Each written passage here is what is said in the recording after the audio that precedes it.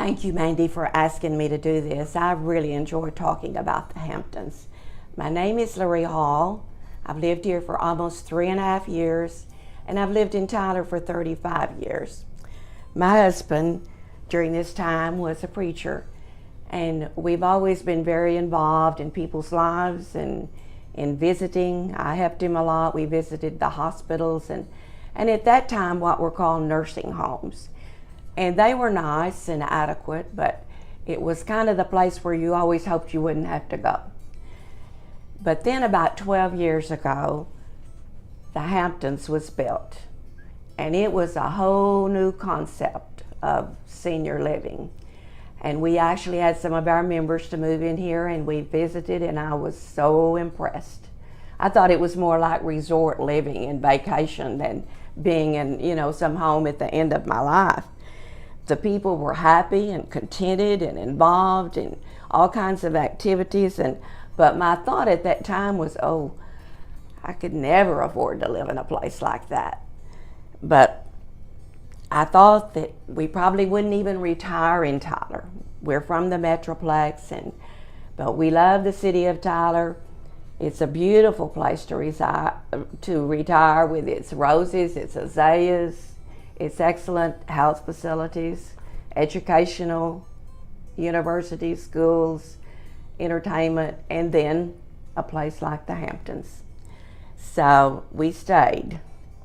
And it is actually a wonderful retirement destination for anyone.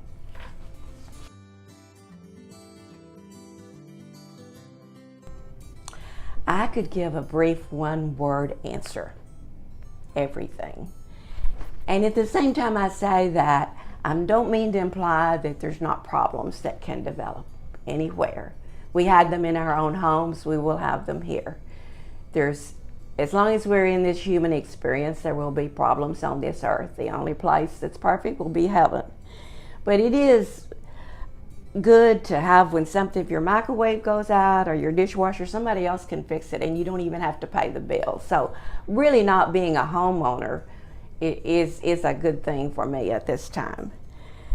But to expand on my own personal experience, I would say for me and my husband, at this time in our lives, it is so helpful and it's such a meaningful place to be. I have leukemia that's under control. My husband is in the early stages of Alzheimer's, and I'm his full-time caregiver. Living in our own private apartment here is just the place where we need to be. It enables me to devote myself to his care, as well as have time to be with other people and not be isolated.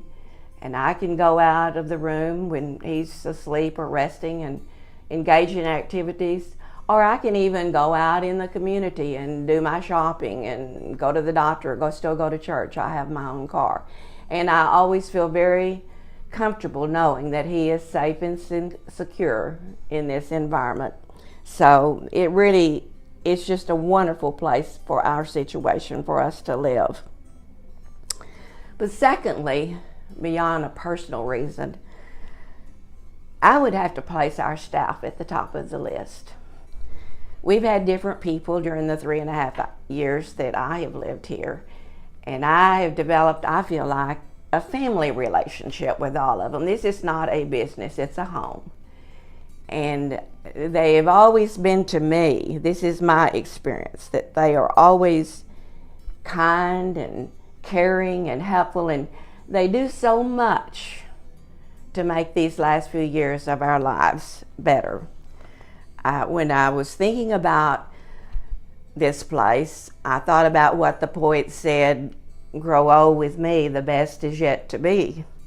Well, I think the Hamptons is the best place to be, and it can be still a good time in our lives, even in failing health.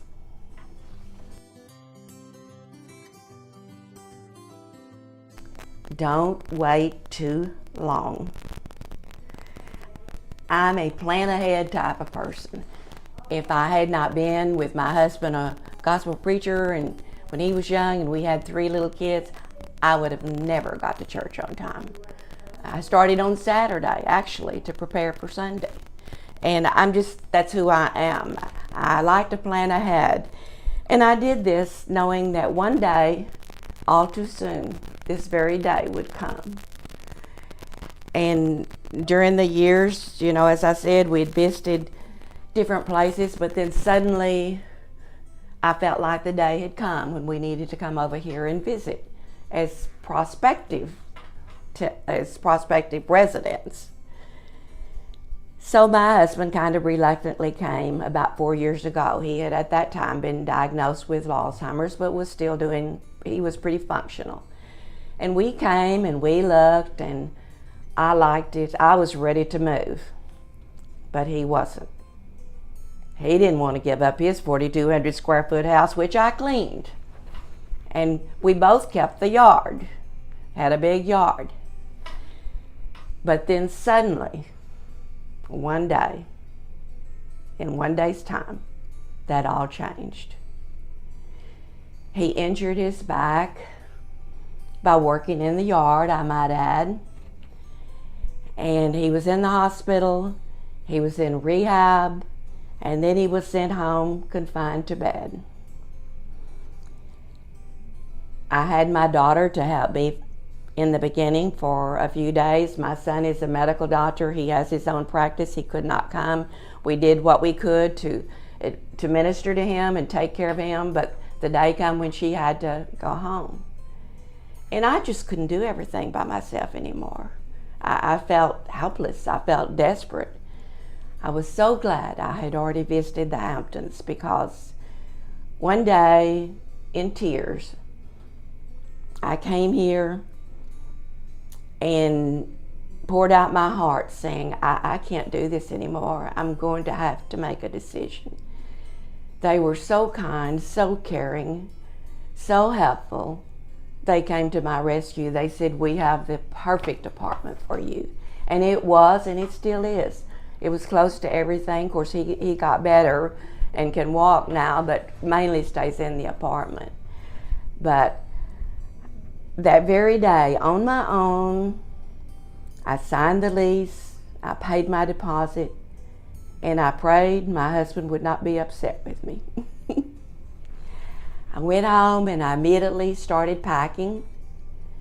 I gave away, I discarded, I got rid of a lifetime of possessions, which I no longer needed or had a place for.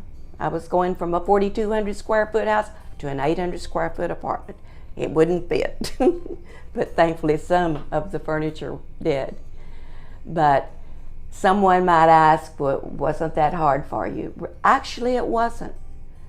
I enjoyed my things all through the different stages of life, but it was time to let them go. And I was ready for it, and I needed to. So 1 month later, we moved into our beautiful apartment at the Hamptons. And I remember this day so well. We walked through the door, put the key in the lock, walked in, and much to my relief and delight, my husband said, "Home sweet home." And it was, and it still is. It's the perfect place for us to be.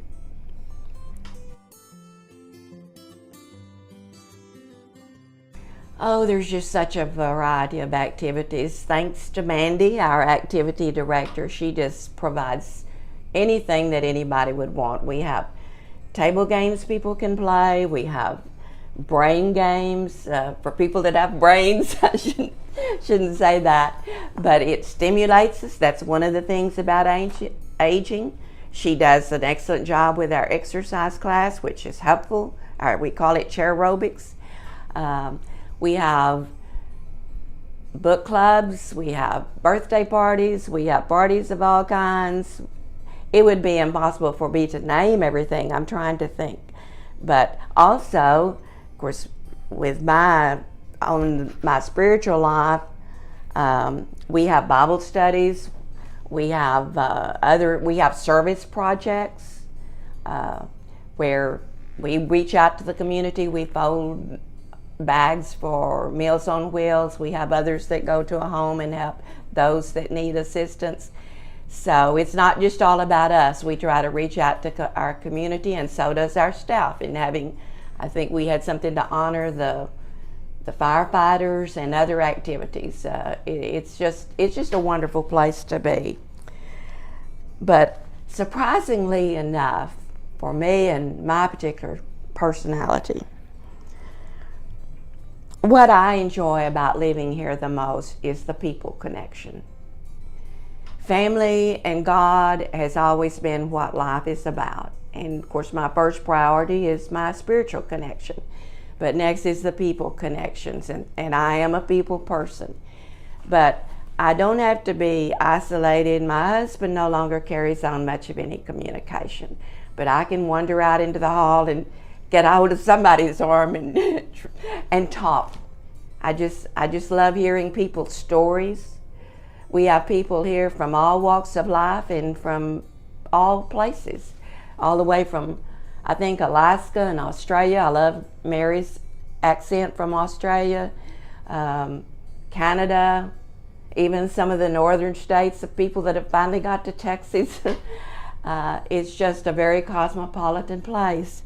And I just love the people connection. And I can see this in other people when I walk into the dining room and I see single people sitting there eating with people and talking.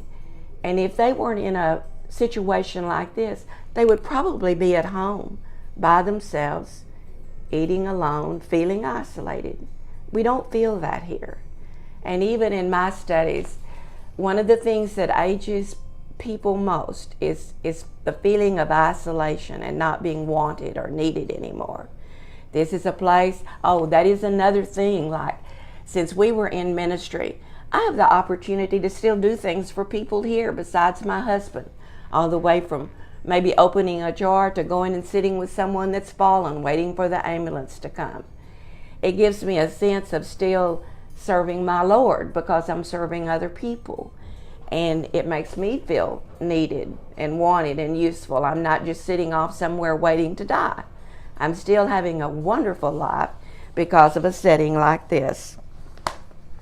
And so I guess that one of the things that I would say about living here is I continue to feel useful, happy.